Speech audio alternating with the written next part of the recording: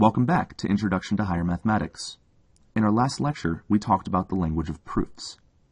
We saw how we can take basic definitions and axioms, basic properties of our mathematical system, and build theorems out of them, learning more about the system as we go. We also discussed lemmas and corollaries as occasional parts of proofs. We saw how proofs begin as conjectures, and how some conjectures remain unproven even today. Finally, we talked a little more about axioms and why they're so important, as even a small change in one of them can create an entirely different world from the one we're used to. So, we've seen what proofs are, but so far we haven't talked about how to write one. I promise we'll get to that very soon, but in order to write proofs, we're first going to need to delve into the language of logic. That's a story that begins with English mathematician George Boole. Boole was not only a mathematician but also a philosopher. He was interested in the way that humans went through their processes of reasoning, how they thought. He was a devout and deeply religious Unitarian, and when he was 17, he was inspired by what he believed was a vision sent from God, telling him he was to find a way to explain how the mind works. So, he set out to create a way to represent logic in the language of mathematics, especially of algebra. Now, you may already know that computers store information as zeros and ones. Well, in Boole's algebra, the only numbers were 0 and 1, which represented the ideas of false and true, respectively. We'll be representing these by the symbols F for false and T for true.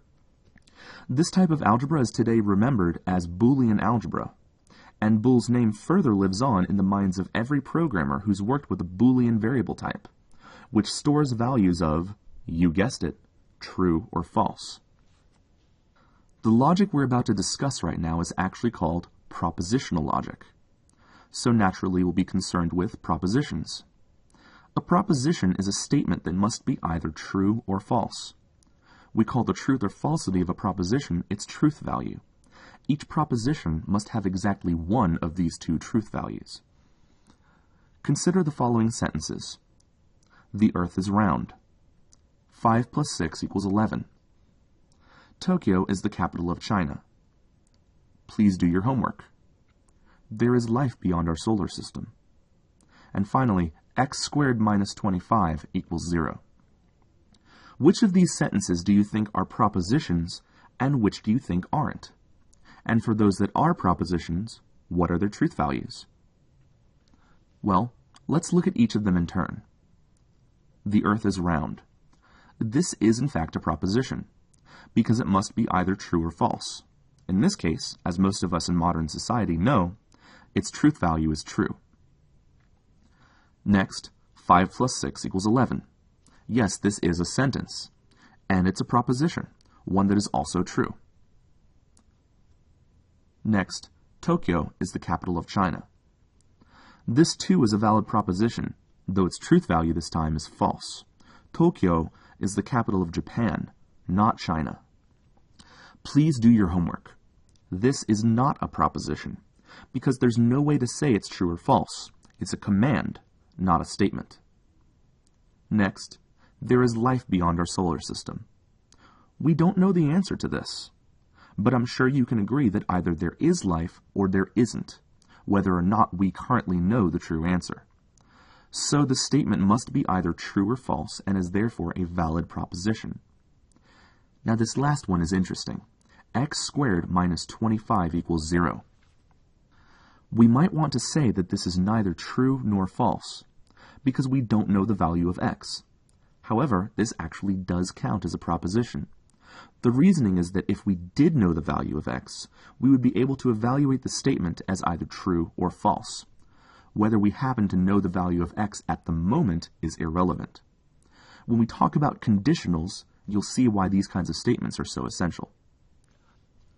Now, speaking of x, think back to algebra. When you wrote equations and looked at relationships in algebra, you used letters, most often x, y, and z, to stand as placeholders for numbers. But just letters aren't enough in isolation. We need ways to connect them. So you used symbols like plus, minus, times, and divide. Well, the situation is much the same here. In propositional logic, we use letters as placeholders for propositions, most often P, Q, and R. These are called propositional variables. In addition, logic has its own variety of special symbols, called connectives, that can be used to link these variables together to create compound propositions. Let's look at each of these symbols in turn and what they represent. Always keep in mind that when we evaluate a compound proposition, the only values we can possibly get are true and false. The first connective we'll look at is the conjunction. Its symbol looks kind of like an upside-down V. When you see this symbol, think of the word and. Thus, you'd read this as P and Q. So, what does the conjunction do? The question we generally ask is, when is P and Q true? Well, as the word suggests, P and Q only evaluates as true if P is true and Q is true as well. If either or both of P and Q are false, then P and Q as a whole is also false. The way that logicians usually demonstrate the value of a compound proposition is to use what's called a truth table. In a truth table, we examine all possible combinations of truth values for the variables that make up the proposition, and then see what the outcome is for each possibility. For the first couple of truth tables we'll need 4 lines to represent all possible combinations. P and Q can both be true, P alone can be true, Q alone can be true, or P and Q can both be false. So what would the truth table look like for P and Q? Well, the first entry would be true, and all the others will be false. Make sure you understand why. The next connective is the disjunction. Its symbol looks like a right-side-up V. Whereas the conjunction can be thought of as meaning and, the disjunction can be thought of as meaning or. So you'd read this as P or Q. Before we talk about how to evaluate this, though, we need to talk for a moment about just what we mean by the word or. Usually when we say or in normal conversation, we mean what's called the exclusive or, meaning one or the other, but not both. If your mother tells you you can have a cookie or a brownie for dessert, she's going to get pretty angry and cross her arms if you're greedy and take both. This is actually called the exclusive disjunction, which I'll get to in a moment. Rather, when we say or in logic, we're actually talking about the inclusive or, meaning one or the other, or both. If your mother tells you, if you get an A in math or a B average, you can have a party. Then if you get an A in math and a B average, she'd be hard-pressed to punish you for overachieving. So, with this in mind, let's look at the truth table for P or Q. As you can see, P or Q evaluates as true for the first 3 entries and false for only the last entry. The only way that P or Q can be false is if both P is false and Q is false. The exclusive disjunction, which is often represented with a circled plus sign, has a slightly different truth table. The only difference between P or Q and P XOR Q is in the first row. P XOR Q evaluates as false when both P and Q are true, since this represents the concept of one or the other, but not both. One more connective I'd like to address for now is actually one that acts on only one proposition instead of requiring 2. It's called a negation, and its symbol is a minus sign with a little tick on it. A negation can be thought of as meaning not, so this would be read as not P. You can also think of it as it is not the case that P.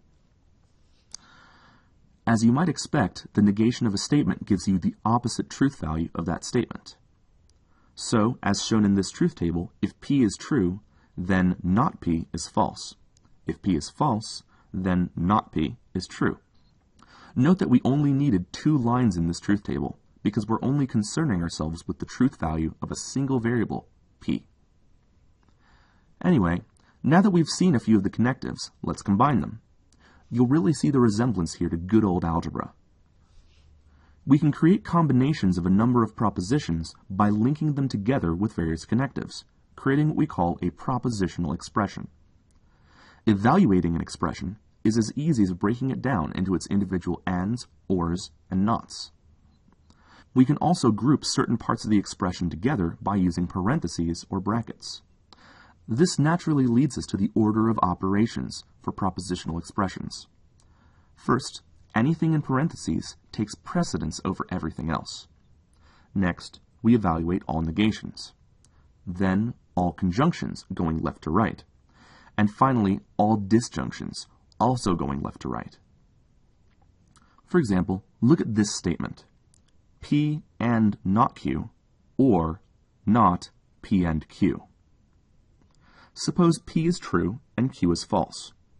First, we evaluate the value of P and Q. True and false equals false. Remember why that is? Next, we evaluate the negations. For both cases, not false equals true. Then, we evaluate P and not Q. True and true equals true. Finally, we evaluate the disjunction. True or true equals true. So the entire statement is true. Taking advantage of this order of operations greatly simplifies our expressions and can cut down on unnecessary parentheses.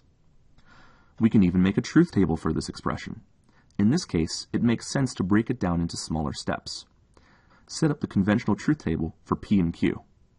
Then, each column is made in the same order as we would evaluate the expression. Parentheses first, then negations, then conjunctions, and finally disjunctions. Before we move on to the last two connectives, there are two expressions in particular that we should take a look at. The negation of P and Q, and the negation of P or Q. What do you think these will be equal to? Let's think about them intuitively. Let P be the statement, it will rain today, and Q be the statement, it will rain tomorrow. Suppose you're bored because you've already finished watching this enrapturing lecture on propositional logic, and you turn on the Weather Channel, at which point you hear the weatherman say, it will rain today and it will rain tomorrow. What would it take for him to be wrong in his prediction? Well, he'd be wrong if it doesn't rain today, or if it doesn't rain tomorrow. Either possibility would mean he was incorrect. So the negation of P and Q is not P or not Q. Now, suppose in a few days, you've just finished doing some practice exercises, and no longer having anything nearly as exciting to do, you turn again in boredom to the Weather Channel. This time, the weatherman doesn't seem quite as confident. Perhaps he got some angry calls for his botched prediction a few days ago. And instead he says, it will rain today or it will rain tomorrow. Of course, you, being wise in the ways of logic, immediately recognize this as an inclusive or. So, will he be wrong again? You notice that it doesn't rain that day, but you know that if it rains either today or tomorrow, his prediction will be right. Then the next day, it doesn't rain again. Aha! Now his prediction can be shown to be incorrect. It didn't rain the day he made the prediction, and it didn't rain the next day. So, the negation of P or Q is not P and not Q. These two rules are known as De Morgan's laws, named after British mathematician and logician Augustus De Morgan, who was the first to define them formally. De Morgan's laws seem pretty simple for being named after someone, but they're quite useful when it comes to reasoning and finding out when a statement isn't true. By the way, you can verify De Morgan's laws easily using truth tables. Let's check the first one. First, we need to make a table for not P and Q. Well, P and Q is easy. True, false, false, false. Then negating it is just as easy as switching everything. False, true, true, true. Now, let's make another table for not P or not Q. We start off with not P, false, false, true, true, and then do not Q, false, true, false, true. Now, we use these two columns to find not P or not Q. False, true, true, true. Notice anything? The truth tables are exactly the same. So we can see that not P and Q is equivalent to not P or not Q. And now you've seen a way to prove the equivalence of two logical statements, proof by truth tables. Try to prove De Morgan's other law, the negation of the disjunction, on your own. So, we have two more connectives that we need to introduce. These ones are where the true power of propositional logic lies. The first connective is called the conditional, represented by a right-facing arrow. Though it can be translated a number of different ways, its most basic meaning can be thought of as if-then. So we usually read this as if P, then Q, or sometimes you'll hear P implies Q. The truth table for the conditional is a little tricky if you're not sure how to tackle it, so let's consider a situation. Imagine you're on the Polymath Institute football team, and you and your teammates are worried about the big game tomorrow night because you also have to study for your favorite math class. Seeing that you're all so anxious, the coach decides to give you some incentive and says, "Hey guys, if you win this game, then I'll take everyone out for pizza." Now that's some motivation. Now the big day comes, and in the locker room before the game, your mind starts wandering again to the logic behind your coach's promise. You realize that there are 4 cases to consider. First of all, you could win the game, and your coach takes the team out for pizza. You're all full, and all is well and good. Second of all, maybe you don't win the game, and your coach doesn't take the team out for pizza. Well, that's too bad, but not entirely unexpected. Now, suppose you win the game, but your coach doesn't take the team out for pizza. You'd be pretty mad, wouldn't you? The coach said that if you win the game, then he'd take you for pizza. He broke his promise, didn't he? Maybe you should take up baseball instead. There's one more possibility. Suppose you don't win the game, but after the game the coach says, "Well, you didn't win, but you gave it your all out there, so you know what? I'll take you guys to pizza anyway." Wow, what a nice guy. But is he going back on his promise? Well, as it turns out, not quite. The coach said that if you win the game, then he'd take you for pizza. But he never said what he would or wouldn't do if you didn't win the game, did he? He only specified what he'd do if you did win. So what does this tell us about the truth table for if P then Q? Think of the football problem, letting P equal we win the game and Q equal coach takes us for pizza. Now ask yourself, did the coach break his promise? Well, if P and Q are both true, then if P then Q is true. And if P and Q are both false, then if P then Q is true as well. If P is true and Q is false, then promise broken, if P then Q is false. If P is false and Q is true, though, then no promise is broken, and if P then Q evaluates to true. So our truth table reads true, false, true, true. The only way for a conditional to be false is if P, sometimes called the antecedent, is true. But Q, sometimes called the consequent, is false. Make sure you understand exactly why this is. A question you might be wondering is, what is the negation of a conditional? Let's add another column to the truth table, reversing every value of if P then Q. It turns out this expression is actually equivalent to the expression P and not Q. It's only true when P is true and Q is false. So can we rephrase if P then Q in terms of our other connectives? Well, first we need a smaller result. Remember what we call that? We call it a lemma. Our lemma we need is what happens when we negate another negation. In other words, the value of not P. Recall the truth table for not P. False, true. Now if we negate that, we switch the truth values and we get true, false. The result isn't surprising at all. Not P is just equivalent to P. Now let's use that to rephrase if P then Q. We know that not if P then Q is equivalent to P and not Q. Now let's use that to rephrase if P then Q. We know that not if P then Q is equivalent to P and not Q. So if we negate that, we should have another way to represent if P then Q. How do we do that? De Morgan's laws. Look at not P and not Q. Distributing the not and applying De Morgan's laws, we end up with not P or not Q.